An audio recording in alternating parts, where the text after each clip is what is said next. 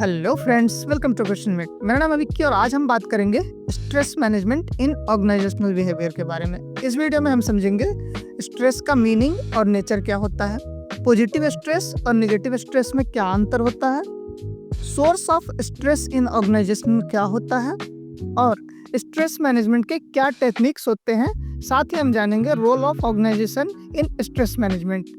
तो चलिए आज के वीडियो में हम शुरू करते हैं कि स्ट्रेस मैनेजमेंट क्या होता है एक ऑर्गेनाइजेशन में। तो सबसे पहले हम समझते हैं स्ट्रेस का मीनिंग और नेचर क्या होता है। स्ट्रेस एक इमोशनल और फिजिकल रिस्पॉन्स है जो तब होता है जब आपके ऊपर ज़्यादा डिमांड होती है और रिसोर्सेस कम होते हैं। हर इंसान स्ट्रेस को अलग तरीके से हैंडल करता है। जरूरी बात यह है कि स्ट्रेस हमेशा निगेटिव नहीं होता। एग्जाम्पल से समझे तो अगर आपके पास एक इम्पोर्टेंट एग्जाम या प्रोजेक्ट है तो थोड़ा स्ट्रेस आपको मोटिवेट करेगा बेटर परफॉर्म करने के लिए। ये निगेटिव नहीं है, जबकि लोग स्ट्रेस को सिर्फ निगेटिव मानते हैं, जबकि ऐसा नहीं होता है। अब हम पॉजिटिव स्ट्रेस और नेगेटिव स्ट्रेस में अंतर समझ लेते हैं। पॉजिटिव स्ट्रेस, जिसको ईयू स्ट्रेस भी कहा जाता है, जो आपको चैलेंज करता है, मोटिवेट करता है और प्रोडक्टिव बनाता है, वो पॉजिटिव स्ट्रेस होता है। एग्जांपल से समझे तो स्टेज पर प्रेजेंटेशन देने से पहले थोड़ा नर्वस फील करना, जो आपको बेस्ट परफॉर्मेंस देने में हेल्प करता है, वो पॉजिटिव स्ट्रेस है। वहीं पर नेगेटिव स्ट्रेस, जिसे डी स्ट्रेस भी कहा जाता है, जब स्ट्रेस इतना ज़्यादा हो जाए कि हेल्थ और परफॉर्मेंस दोनों खराब कर दे। एग्जाम्पल से समझे तो लगातार डेडलाइन का प्रेशर और स्लीप लॉस, जिससे एंजाइटी और बर्नआउट हो जाता है, वो नेगेटिव स्ट्रेस यानी डी स्ट्रेस कहलाता है। स्ट्रेस क्या है और किस टाइप का होता है ये तो हमने समझ लिया, लेकिन अब हमें समझने की जरूरत है कि ये स्ट्रेस आता कहाँ से है। Source of stress in organisation में स्ट्रेस आता कहाँ से है। स्ट्रेस के मेन सोर्स दो तरह के होते हैं। पहला होता है वर्क रिलेटेड सोर्स, जो ऑर्गेनाइजेशन में ही डेवलप होता है, जिसमें आता है हैवी वर्कलोड, टाइट डेडलाइन या अपने रोल की क्लियरिटी ना होना, लैक ऑफ ग्रोथ अपॉर्चुनिटी। ये जो है वर्क रिलेटेड सोर्सेस होते हैं। वहीं पे कुछ पर्सनल सोर्सेस होते हैं जिससे स्ट्रेस आता है। उनमें आता है family problem, financial issues, health problem, work life imbalance. Example से समझे तो अगर आपके ऊपर एक साथ 3-4 प्रोजेक्ट का प्रेशर हो और बॉस एक्सपेक्टेशन क्लियर ना करे तो आपको स्ट्रेस ऑब्वियस है, जो स्ट्रेस का सोर्स वर्क रिलेटेड होगा। वहीं पे आपके फैमिली में कुछ प्रॉब्लम चल रहा हो, उसकी वजह से आप स्ट्रेस्ड हो, तो वो आपका पर्सनल सोर्स हो जाता है, जिससे आपको स्ट्रेस हो रहा है। स्ट्रेस क्या होता है, किस टाइप का होता है और कहाँ से आता है, ये हमने समझ लिया। अब हमें समझने की जरूरत है स्ट्रेस मैनेजमेंट टेक्निक्स।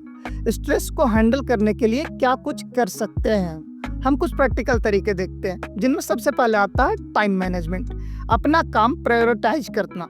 अगर हम अपना काम को टाइम से सही तरीके से सेट करके करेंगे तो स्ट्रेस ऑटोमेटिक कम होगा। दूसरा, relaxation technique, meditation, yoga, deep breathing, ये सब करने से भी स्ट्रेस कम होता है। वैसे ही फिजिकल एक्सरसाइज, रेगुलर वॉक या वर्कआउट स्ट्रेस को कम करता है। सोशल सपोर्ट, दोस्त, फैमिली और कलीग के साथ बातचीत करना, उठना बैठना, ये भी स्ट्रेस को कम रखता है।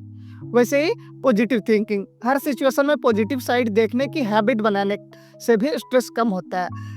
अक्सर लोगों को निगेटिविटी बहुत ज़्यादा परेशान करती है, निगेटिविटी माइंड पे बहुत ज़्यादा इम्पैक्ट डालता है, इसीलिए कोशिश करो पॉजिटिव रहने का, तो इससे आपका स्ट्रेस कम होगा।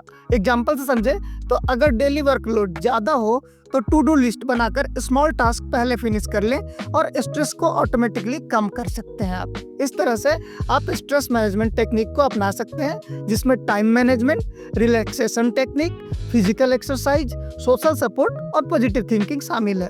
अब हम समझते हैं role of organisation in stress management.